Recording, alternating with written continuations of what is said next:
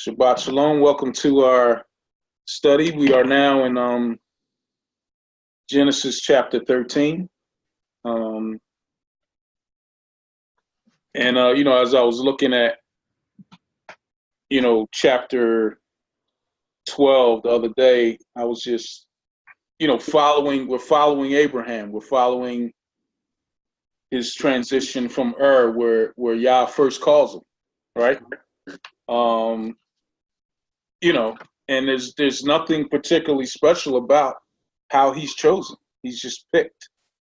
He looks into this man who was from who was from an area that was filled with idolatry, and then he travels to Iran, and in between that time, there's a famine, right? And the famine isn't necessarily unplanned, but it's something that tests Abraham and his trust in Yah, and how I was looking at how we are given those same type tests. You know what I mean? Where we have the opportunity to make a choice. So what does he do? He goes back down to Egypt, where it's comfortable, where the so-called rivers are flowing. There's money there. There's plenty of green grass. There's fruits, vegetables. There's the good meats, and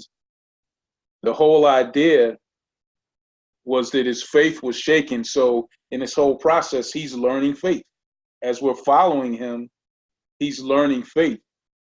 And, I'm thankful that as I look at it, and I think we all should look at it, that we see Abraham's mistakes, and all the examples that Yah uses as he writes to us, he shows us the humanity of these people. He doesn't give us a perfect person, because if he did, we would be discouraged.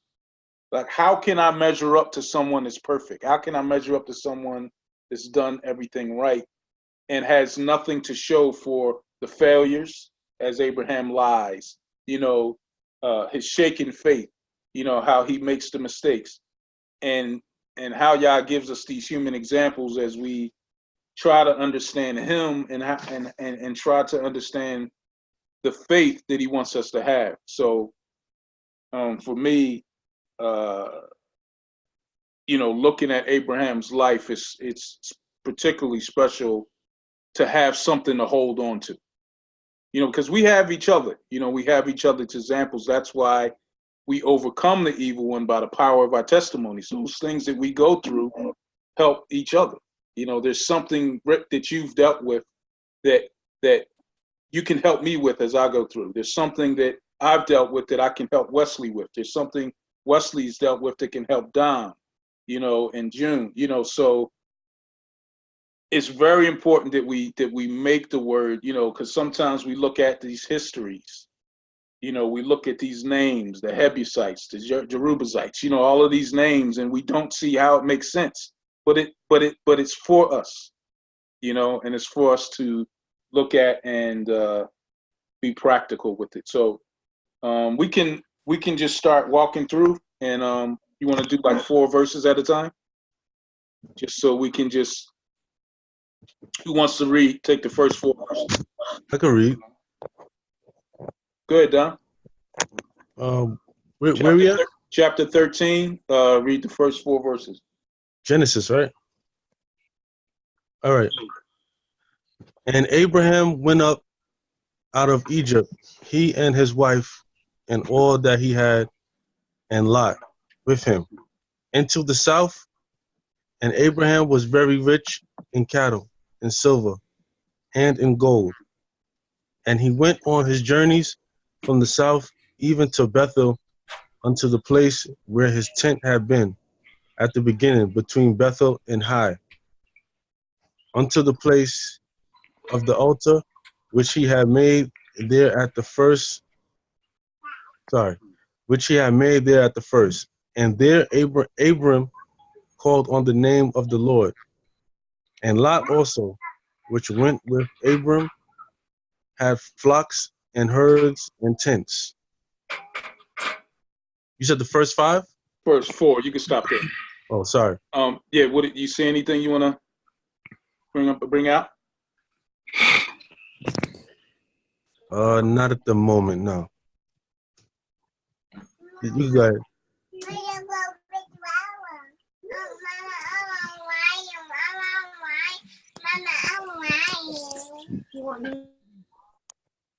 Go ahead, Rick.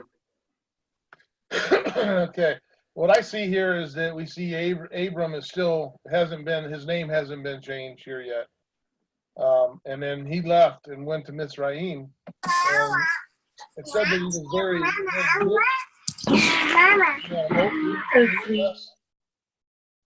you make me co-host, I can help you with that. And then what I say, then he returned back to the place where he had already established an altar before. So it's kind of as he retracing his steps here, he's going back through his a journey that he's taken formerly.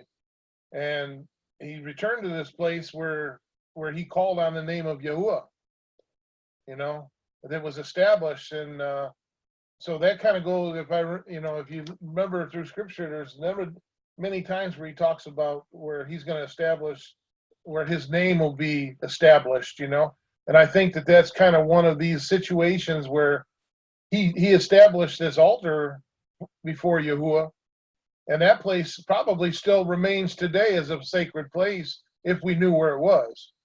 I think his name is still dwelling in that place, being that he went back there, he had an altar established, and who knows what's on that ground today. A lot of these like the Roman Catholic Church and stuff, they like to build on these ancient religious sites. Most of them were where the Temple of Baal was.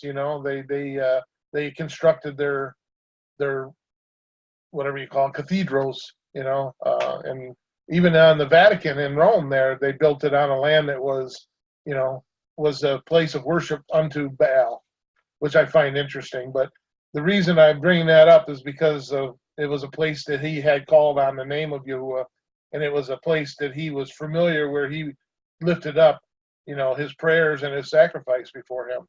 So it was a place that he returned to back on his journey back to Mitzrayim. So that's what I see here in these first few verses that kind of stood out to me.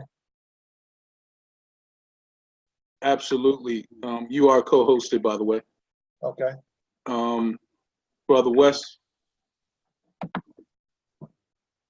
Yeah, sorry about the background noise. Also on that one.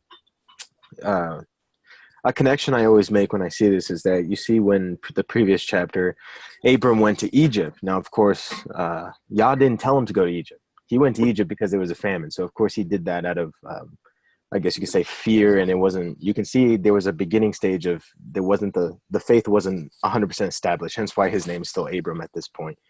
But you see, he makes this mistake and he goes to Egypt, and this whole thing happens. And then he leaves, and what's the first thing he does? He goes back to the place where he called on the name of Yahuah. So he goes back to that place. He goes back to the Father. He goes back to restoring that path. And it's the same thing us today. When we find ourselves in a position that we put ourselves into, knowing that we did wrong, we want to go back to the Father just like Abraham did. We want to go back and call out to his name again. So that's when that's what I see a great connection there when looking at this part. Absolutely. It's funny. I saw the same thing, although I didn't see it the exact same way. I did see it as going back to the same place, but not that we go back to the same place, but the fact that the Father keeps us in the exact same place where we made the mistake because we haven't learned yet. So we got to go back to where he had us, because he wants to take us somewhere, and we can only get there if we go his route. So same thing, I just saw, the Father saying, okay, you haven't graduated to the next step yet, so come on back. There's more detail. Because in a way, like, you look at the famines going down, just thinking, Abram at this point, Abram's like, what am I, I got people to feed, I got this to do, the famine's going, and you see the little bit of lack of faith, and instead of waiting on the Father to show him what to do next, or letting the Father provide, he ended up taking a step himself. So what you said, it adds more detail. It expounds much more. Absolutely. I like it. I agree. I also saw in verse number 3, it says between Bethel and Ai, Bethel meaning the house of Yah or Elohim, and Ai meaning heap of ruin, and how we find ourselves in that place between ruin, right, and between where Yah wants us to be. So I found that to be quite interesting, just the way it's laid into that particular verse.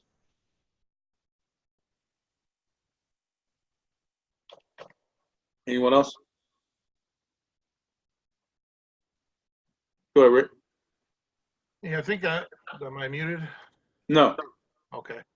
I'm looking here at that name of that place, Bethel. Bethel? Mm-hmm. And what does that mean? And I find it interesting that the meaning is a holy place. And it's a chapel for seamen as well. But it's the actual name of that place where it's talking about in Bethel, between Bethel and, is that I or Al or what? Yeah. Ai. Al. So that place is where he had this altar, which the actual meaning of it is a holy place. So that maybe the reason that he went back to that place with the name of Yahuah was where he called on the name of Yahuah, because it was a holy ground, a holy place that he established. So I find it interesting that they actually named that there, that, and then meaning of that is actually where he went. So that was kind of interesting.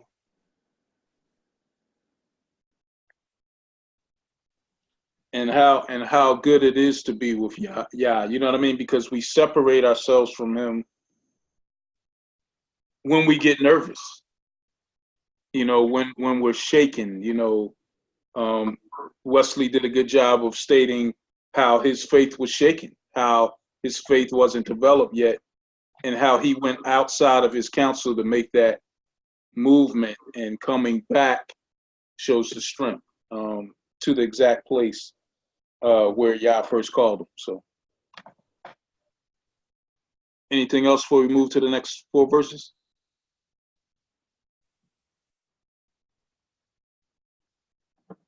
You want to take the next 8, Rick? Yeah, I will. I'm looking up that other word real quick before we leave, if I can, between Bethel and Ai, or what? Hey? Yeah, it means heap of ruin. Oh, is that what it means? Okay. Yeah. Okay, I was just curious of what that meant before we moved on. There's usually some kind of a correlation to that.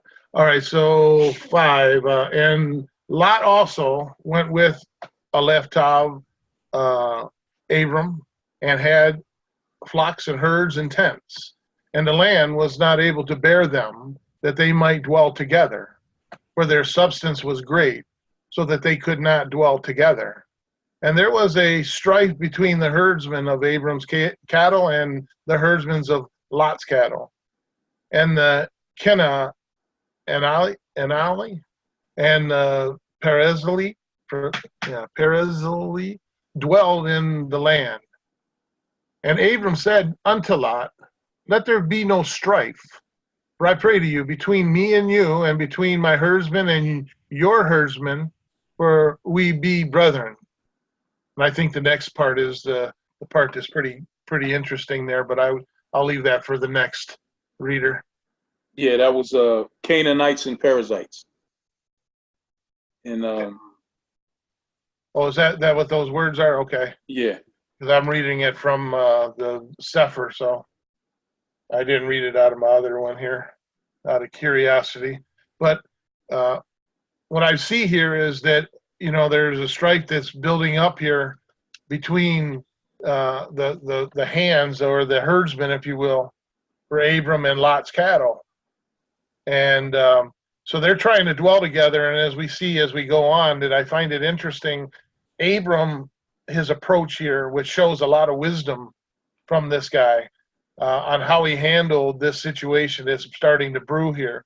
Because you can imagine there's a lot of cattle from having Abram's, which it says that he was very rich in cattle and that type of stuff, as well as Lot had his a lot too. So there wasn't a lot of land for them to dwell. So there became this strife of who had the rights or who was going to take what area. And, you know, I can't wait for the next section, because that's where it really brings the clarity to how is this resolved? You know, this could have been a real problem. But he went to Lot and he said, look, well, you know, we're brothers, but we got to work this problem out. You know, we can't have our herdsmen fighting amongst each other. You know, we're family here, you know. So then he goes on, but I'm not going to go on to the next, because I see the wisdom in the next verse that's going to clarify what took place after that. But up until this point, that's what I see that's very interesting. Yeah, I see a couple things with that. One, the mention of the Canaanites and the Perizzites, because, you know, they're going to a land that is already populated. And then, too, you mentioned the wealth of Abraham and how the wealth was always measured by the cattle you had. You know, that was one of the measurements of how wealthy a person was. How many kids you have, how much cattle you have, how much land you have. So he's going into a place, and then a place that's already populated, and then you have these two families, the uncle and the nephew, coming together, and they're fighting over land and cattle. And then, yes, as we go on, it gets illuminated. So I'll leave it there. Go ahead, Wes. Yeah, I just wanted to bring out, I see a connection here when it brings out the other nations in verse 7, when it brings out the Perizzite and the Canaanites, because it's referring to the strife, and it's like, why would it bring them up when they're talking about this strife between Lot and Abram? Well, we know in Scripture, there's multiple places where it talks about brotherly love, kindness. That's how godliness is spelled, how we love one another and continue to love one another, show each other charity and peace. So Abraham brought this up because you see two families fighting each other, two brothers basically fighting each other, the family, and the outside individuals, the Gentiles, are now looking in, and they're seeing this discord completely. And this discord, Abraham sees it with his wisdom and says, we shouldn't be doing this. We should be showing brotherly love with one another. And it was primarily for himself and for his family, but also for the people who was looking in at the same time, because in Scripture it tells us to avoid the appearance of evil. So to avoid that appearance of evil between him and Lot, because of course they love each other, but the actions that was going down, I can come to the conclusion that whoever's looking in can see a discord amongst them instead of unity, and we're supposed to be in unity. That Abraham's like talking to him, said, we're brothers, we shouldn't be doing this. And that's why I believe the Perizzite and the Canaanites was mentioned in verse 7, was because they were around seeing these things take place, and that shouldn't happen. Yeah, I agree with you with that, because he definitely says, please let there be no strife between you and me and between herds. And basically, listen, there's plenty here. There's plenty here. There's nothing for us to fight over. Take whatever you want. And I agree, in the face of those that didn't follow Yah, what an example that was to probably the strife that was normally seen even between brothers in that land. Because as we read on, we know that that's where evil is dwelling continually. So good point, Wesley. It is also part of the land that they end up as part of the promised land, right? Canaan. So that's another interesting thought. Is this something that was established as a promise to Yahuah because it was part of the future promised land, that he has already established an altar there before Yahuah?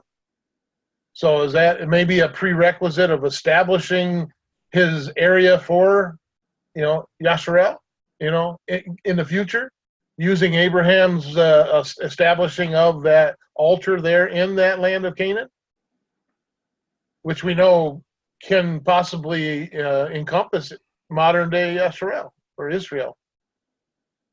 So that's an interesting perspective too to think about, what he could be establishing there going forward. Yeah, that's a good point. Anyone else?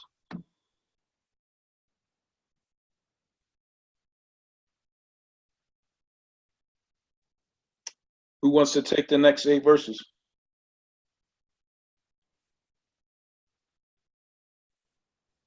Verse 9 to 12. Raise your hand.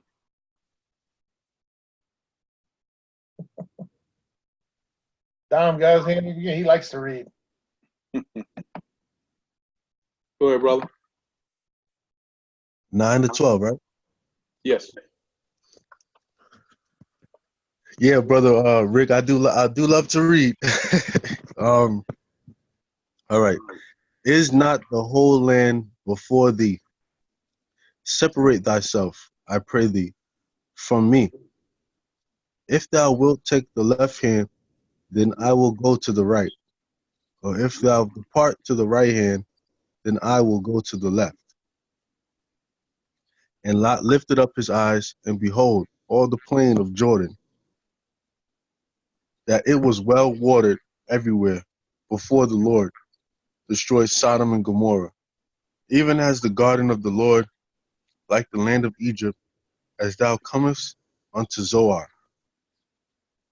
Then Lot chose him all the plain of Jordan, and Lot journeyed east, and they separated themselves the one from the other. Abram dwelled in the land of Canaan, and Lot dwelled in the cities of the plain and pitched his tent towards Sodom. You wanna speak on that? Anything?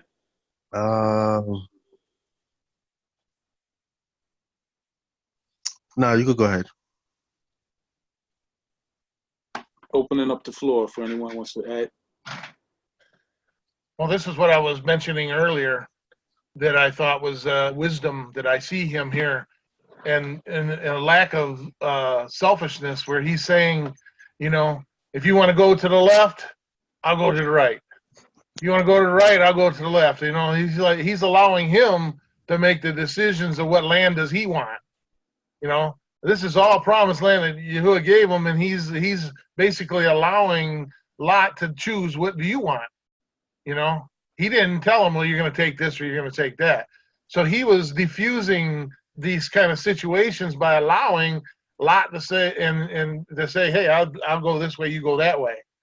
You know, I thought it was very interesting that the decision. How many people do you know would make that kind of a decision to say, you choose, and then I'll be okay with that? When the promised land was actually given, or this land was actually something that was given unto him, right?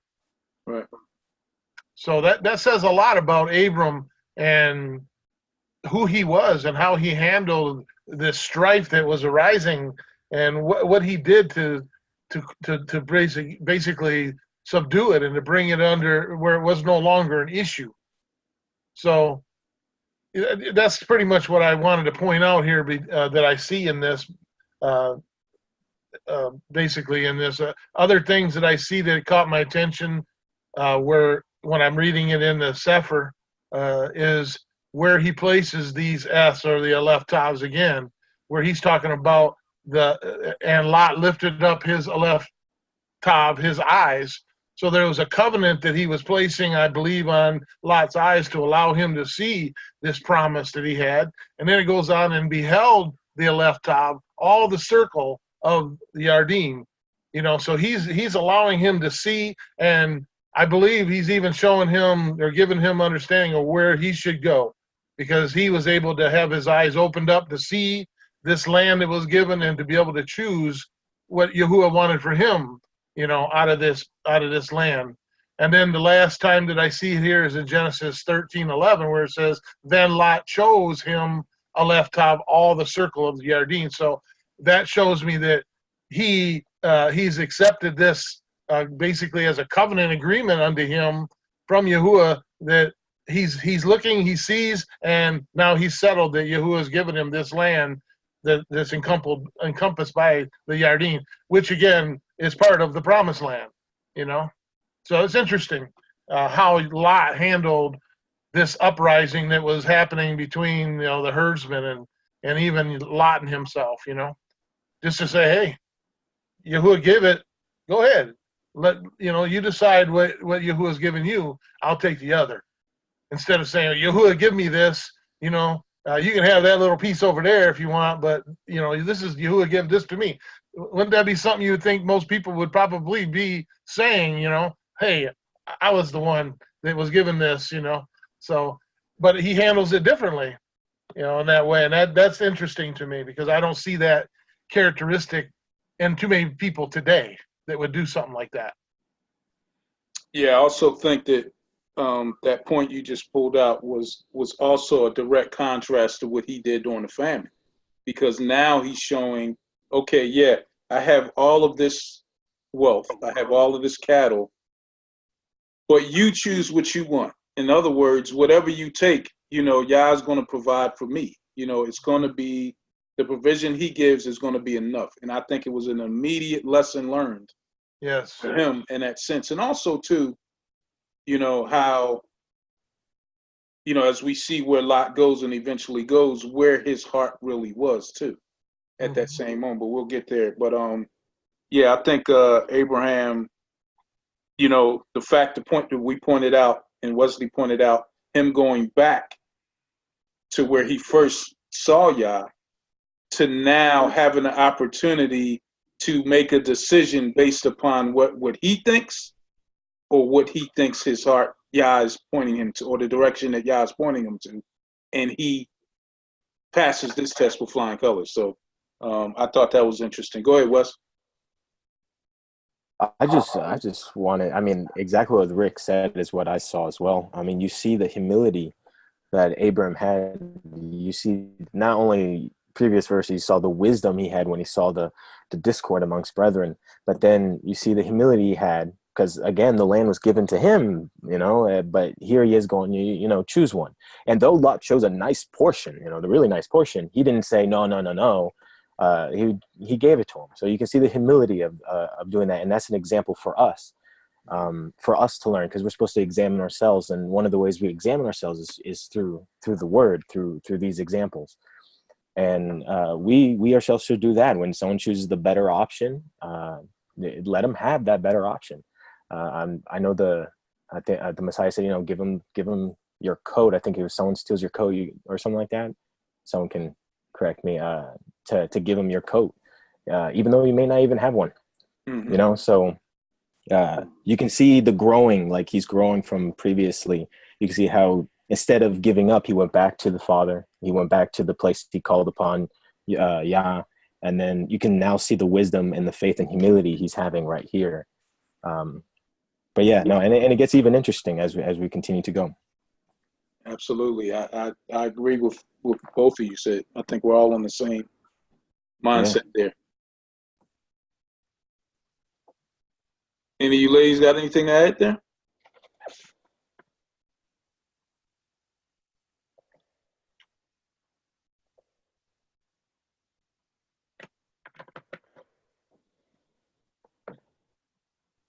Wes, you want to take the next 4 verses? Yeah, sure. I can read the next 4 verses, starting 13, right? Yes. Okay, so it says, "But the men of Sodom were wicked and sinners before Yahuwah exceedingly. And Yahuwah said unto Abram, after that Lot was separated from him, Lift up now thine eyes, and look from the place where thou art northward and southward and eastward and westward. For all the land which thou seest, to thee will I give it, and to thy seed forever. And I will make thy seed as the dust of the earth, so that if a man can number the dust of the earth, then shall thy seed also be numbered." Yeah, 16. Yeah. You want me to finish it? Yep. Go ahead. Expound. Oh, expound. One of the things I want to bring out is 16, because I know I have spoke to individuals who try to number and stuff like that, but when you read verse 16 and it says, "And I will make thy seed as the dust of the earth, so that if a man can number the dust of the earth, then shall thy seed be numbered." I mean, that's something no man can do. No man can number the dust of the earth. So this is this is like saying, no one can number you, but if a man can, they have to number the entire earth, the dust that's on the earth.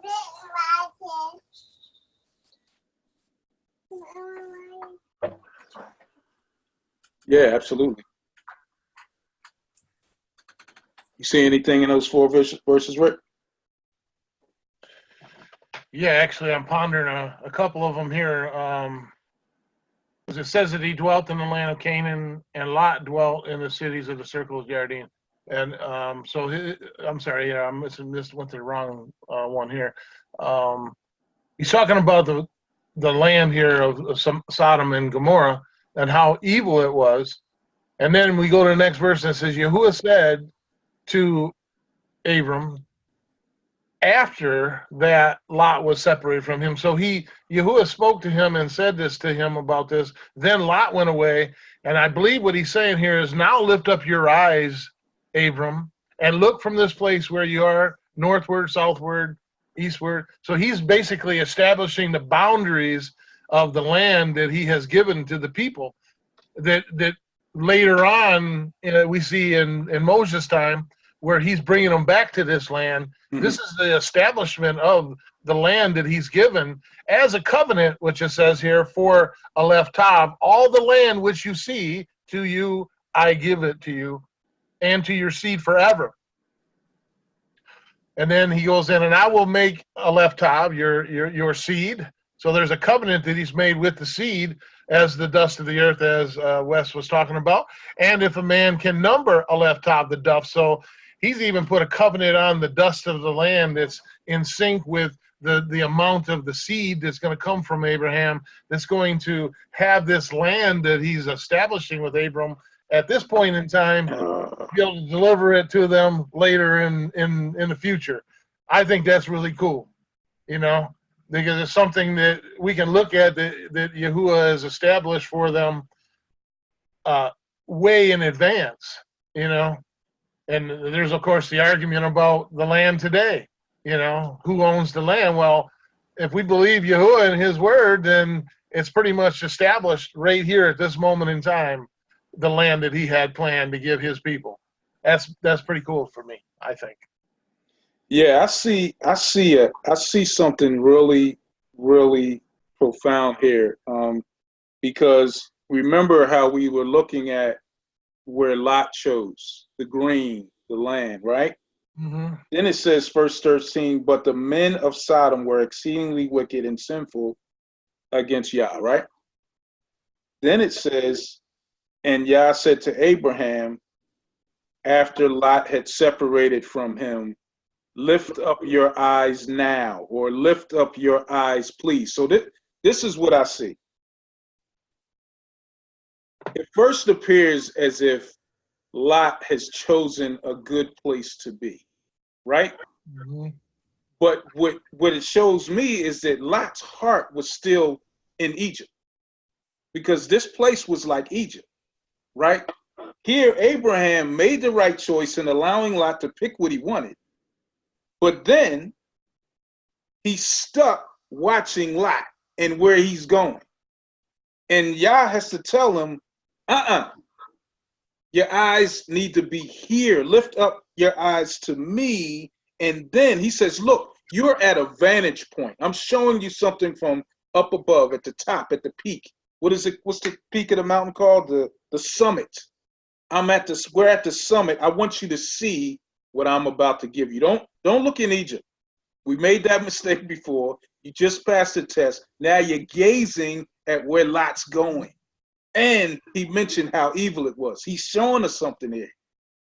Get your eyes out of there. You know what I mean? Look back at me, and I'm going to give you these things. And obviously, the seed eventually being Messiah, right? So we know that connection is there. But yeah, I wanted to pull that out because it makes a shift. And that's what I wanted to bring out, what I was talking about earlier. Now, is where Sodom was? Is that where Lot had established his territory? He eventually went there. He moved into there. So after he left the area that he had chosen from Abraham, he left that area and then moved to Sodom? Yep. Why in the world would you want to go to Sodom and Gomorrah? if it was so evil? What would be your motivating factor to leave this area that he's basically been given by Yahuwah and Abraham, and to move on to a place that's so vile and evil? Why would that? Why? Psalm chapter 1. Psalm Right. chapter 1. You know. Go ahead, Wes. It's like something I forgot to mention. You guys brought it up was that when Lot was choosing, of course, he was talking about the plain of Jordan and how there was water and it looked great. Yeah. But then if you look in verse 12, there was something, here's just a thought. There was something he was thinking behind the plain of Jordan, because where does he put his tent? He pitched it before Sodom. He pitched it toward Sodom. So there was a type of wanting, to be close. And then later on, of course, you see him now in Sodom, living in Sodom. You can connect that to us again when we want to get close to that wickedness because we like, certain things here and there, whatever. Next thing you know, we now divulge in it without realizing.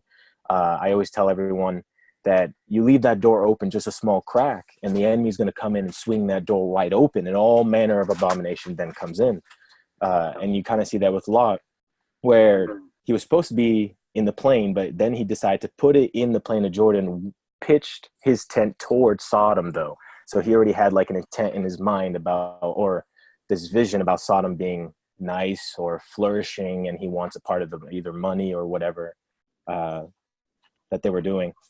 And when you guys were mentioning, where he's pitched his tents, when I remembered this, and I was just like, oh man, that's something to really bring out, because to us, when we do that, no matter how much this world has to offer, let's not pitch our tents toward the world and what it offers. Let's pitch it to the Father. That's a great point, actually. That really is. When you think about that, he pitched his tent towards that, so his heart and his desire was towards that. His end came at that place for his family and stuff. They have to leave out of there. Mm-hmm. Maybe this is all part of that destiny where his heart was still not where he needed to be. His heart was towards the world still, as you've been alluding to here. That's an interesting perspective for us to learn. We got to keep our eyes focused on him and not on the world. Don't be looking towards the world and what looks to be so good, because in the end, it's going to be evil and destructive. We don't ever want to get, and that's the lesson I think we're seeing here with Abram. We don't ever want to get out ahead of him, of Yahuwah, and the things that he's doing, the things that he's showing us. Because if we do, we can lose sight of what's been given to us, and we end up wandering off into somewhere this seems to be appealing to us at that time, when it's actually leading to our destruction. Pretty interesting stuff. Absolutely. And I like how Wes tied into what we both were saying. There was something behind what Lot saw. It was his heart and what he was focusing on. His heart was still in Egypt. You know what I mean? It was similar. And he said, I'm not going to go in, but I'm gonna pitch it near it. I'm going to just be close to it. So, absolutely. Let his eyes lust for those things that he desired in his heart, yeah? And so we got 2 verses left. I'm gonna start in 16. I'm going to read 16 again, and I'm going to finish the chapter out. Verse 16, and I will make your descendants as the dust of the earth, unnumberable, uncountable, so that if a man could number the dust of the earth, then your descendants also could be numbered. Verse 17, arise, walk in the land through its length and its width, that I give it to you. Then Abram moved his tent and went and dwelt by the oak trees of Mamre, which are in Hebron, and built an altar there to Yahuwah. So, man, what a full circle this comes. You know what I mean? He's constantly falling to the feet every time he gets blessed by Yah. He builds that altar, and how we have to be thankful for wherever we're led to by Yah. You know what I mean? And how we have to be content with where he has us. and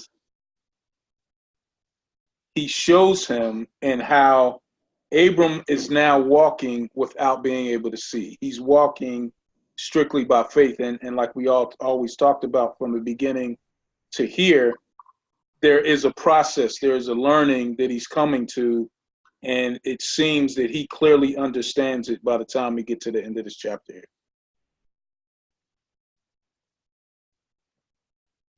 Go ahead, Wes. Yeah, so this is now the full circle of what I saw when I read this chapter. Was you see the two differences between Lot and Abram right now, and you see how Lot, when he chose, he decided he wanted the nice place. He got the nice place, and then he pitched his tent toward Sodom. And then, but then you see the contrast of Abram. Abram didn't just go pinch his tent. He went and pretty much consulted Yahuah. And then Yahuwah told him to look over here. And then you see in verse 18, then Abraham removed his tent and came and dwelt in the plan of Mamre, which is Hebron. So it wasn't until he spoke to Yahuwah, then he removed his tent, and then he settled. And then you have the two contrasts. You have let's say a worldly person, or someone who doesn't have their heart devoted to Yah yet. The individual is always looking to the world, so he's going to pinch their tent towards Sodom or towards the city. And the next you know it, you see the example of Lot. He now lives in the city when I'm pretty sure he didn't intend to before. And then you have Abraham, instead of just pitching the tent anywhere, he talked to Yahuwah, or Yahuwah actually showed him the land, and then he pitched it, and then he removed his tent after he spoke to the Father, which is completely different than what Lot did.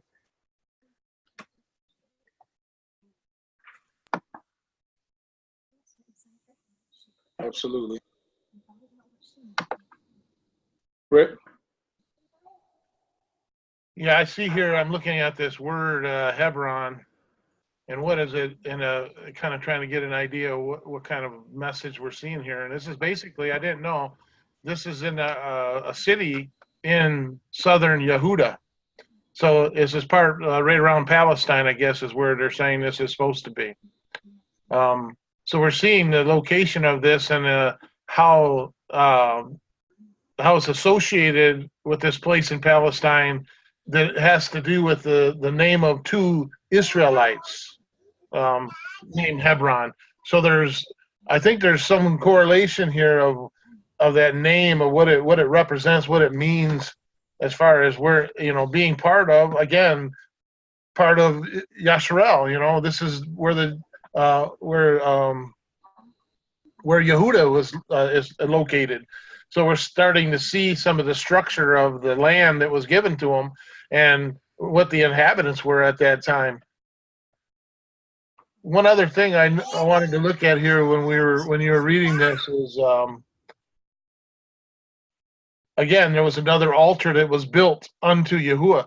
It seems like every time that he goes to a place that Yahuwah is given to him, he establishes an altar there.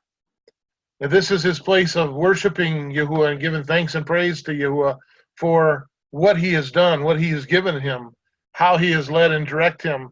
And I think we're seeing the progression of Abram, and soon we're going to see why Yahuwah has changed his name to Abraham.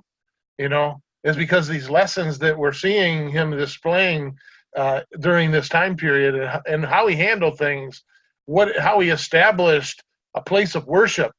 That was his first thing, just like he did before. It was always the thing that he did first. It was making Yahuwah first, putting an altar unto him to say thank you, for leading me to this place. I give this place unto you, back unto you. I dedicate it to you, and your name is established here forever.